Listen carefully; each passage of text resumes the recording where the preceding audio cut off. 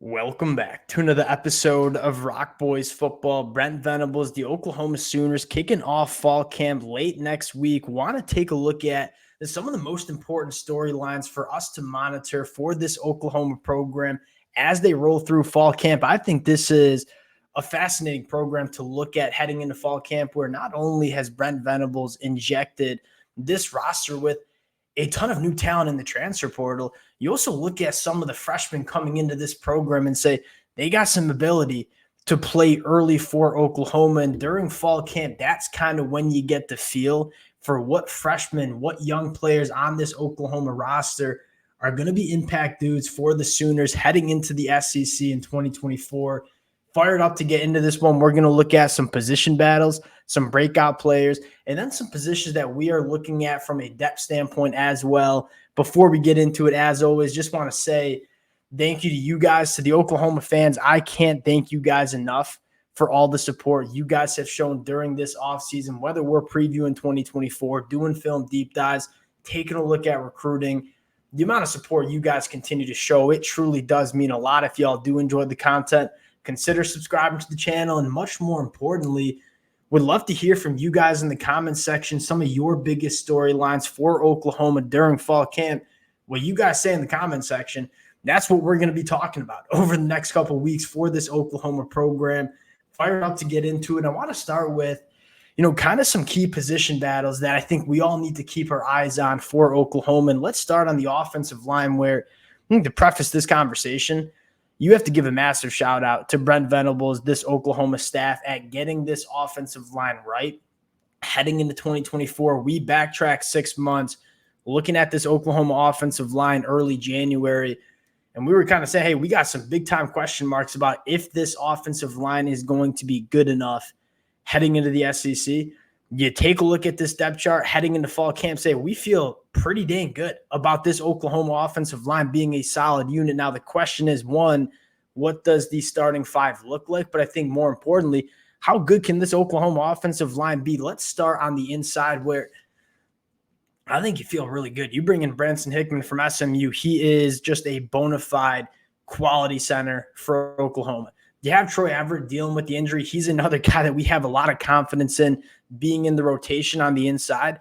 Fabichi Nuwawu coming over from North Texas. And then you got Eugene Brooks. This is a guy that we kind of pegged when we talked about him committing to Oklahoma as a potential year one starter for Oklahoma. I don't know if he starts week one. This is a guy that I think can play as a true freshman for Oklahoma on the inside of the offensive line. Some freaky power in this kid's hands. Now, I think the more intriguing conversation is looking at the tackle spot. I want to start at right tackle. I think we all kind of assumed Spencer Brown was going to come in and be the starter for Oklahoma. I think the good news is Jake Taylor sounds like he's going to be ready going into year three. Jake Taylor, phenomenally talented offensive lineman coming out of high school, has kind of been that utility guy for Oklahoma the past 2 years. Sounds like he has the leg up in terms of starting at right tackle, which for Oklahoma fans, I think that speaks more to Jake Taylor as opposed to Spencer Brown. I kind of get the impression that we know what Spencer Brown is as a redshirt senior guy that's played a lot in the Big Ten for Michigan State. I think Jake Taylor has the higher ceiling. And to kind of hear the news coming out of spring into fall camp that Jake Taylor has the leg up in terms of starting at right tackle, I think that's the best possible scenario for Oklahoma, where Jake Taylor's the guy ready to go. Spencer Brown's your backup, a very quality backup at the right tackle spot. Then you look at the left side, two different combinations. I would probably project one, Michael Tarquin starting at left tackle, Jacob Sexton stays at left guard, which at least in my mind is probably the best case scenario for Oklahoma, where I think Jacob Sexton probably at his best as a guard, but certainly could play left tackle for Oklahoma. Michael Tarquin's fascinating. I mean, this is a guy that played really quality football in 2022, not so quality in 2023 at USC. We've seen Michael Tarquin play really good football at the SEC for the Florida Gators. Can he get back to that form and allow Jacob Sexton to stay at that left guard spot? I think that's a fascinating storyline, and that's, at least in my mind, the best possible outcome for Oklahoma on the offensive line. I think the second position battle I want to look at, and again, one of the more exciting position battles we're going to see is that linebacker spot, where We ain't got no questions. Danny Stutzman, going to be your starting Mike linebacker, one of the best linebackers in the entire country, largely the heart and soul of this Oklahoma program. Who's going to be his running mate? You have 4 fascinating options, right? Kip Lewis, Lewis Carter, Kobe McKenzie, and potentially Jaren Kanak. Jaren Kanak, the most experienced out of the bunch. I think Kip Lewis probably has the highest ceiling. The way I look at it, whether it's Kip Lewis, whether it's Lewis Carter, whether it's Kobe McKenzie, we can assume safely that the linebacker 2 next to Danny Stutzman, his running mate, it's going to be better than it was in 2023. I think the best possible outcome is Kip Lewis. I think this kid flashed some serious stuff in 2023, going into his 3rd year at that off-ball linebacker spot, having a little bit more experience, but I think more importantly, just a little bit more feel for that position. That linebacker spot, it has a lot to do with instincts and experience. We know Kip Lewis from an athletic trait standpoint, he's a guy. Can he put it together between the ears going into year 3? If he does, I think you are looking at a dynamic linebacker in Kip Lewis, what might make up one of the better linebacker rooms that we see in the SEC. I think the last position battle that I'm looking at is kind of how the wide receiver room shakes out in terms of the pecking order. I think you look at Deion Burks. I have him as my top 10 wide receiver in the country heading into 2024. I think he's going to be the guy that is featured the most in this Oklahoma passing attack. Then you have Nick Anderson. I think he's another guy that could go for over 1,000 yards. I think Oklahoma has legit 2 guys, Deion Burks, Nick Anderson, who can go for over 1,000 yards. And what's so fascinating is they excel at different things. Nick Anderson, vertical threat, guy that has averaged over 18 yards per catch. Deion Burks can do pretty much everything on the football field, but is electric with the football in his hands. And then kind of who is going to be wide receiver 3 and wide receiver 4? Andrew Anthony coming back from injury. Is it going to be a guy like Jaleel Farouk, who we've seen play very good football for Oklahoma? Is it going to be one of the speedsters in Jaquez Petaway or Brennan Thompson? You got a bunch of names. I think you know who your 2 alpha dogs are in Deion Burks and Nick Anderson.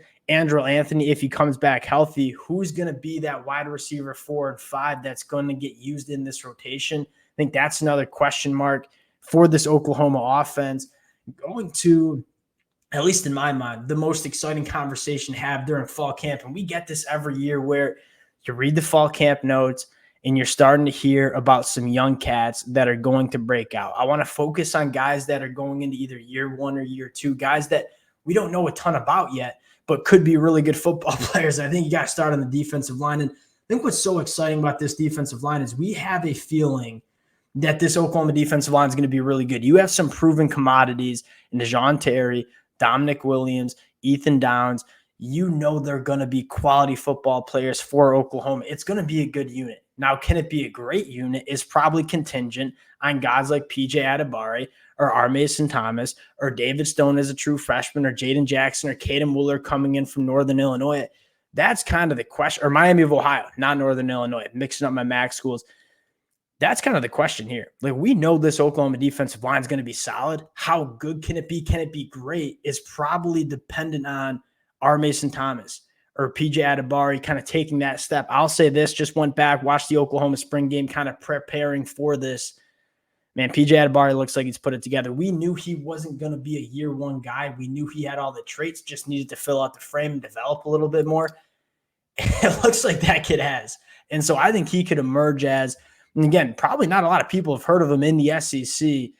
PJ Adebari has the chance to emerge as one of the best edge rushers in this conference going into his sophomore year.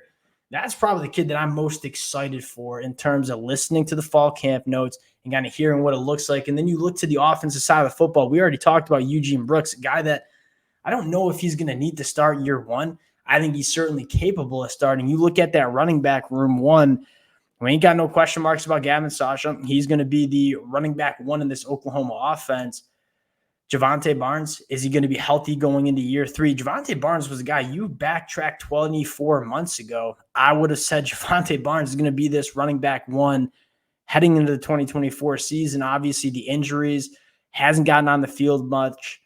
Can he kind of get back to form? You have 5-star running back Taylor Tatum coming in as well. What does he look like? Is he a guy that could potentially give you some dynamic, explosive plays in that running back room? And then the last position group that I think probably gets the best from 2023 to 2024 tight end.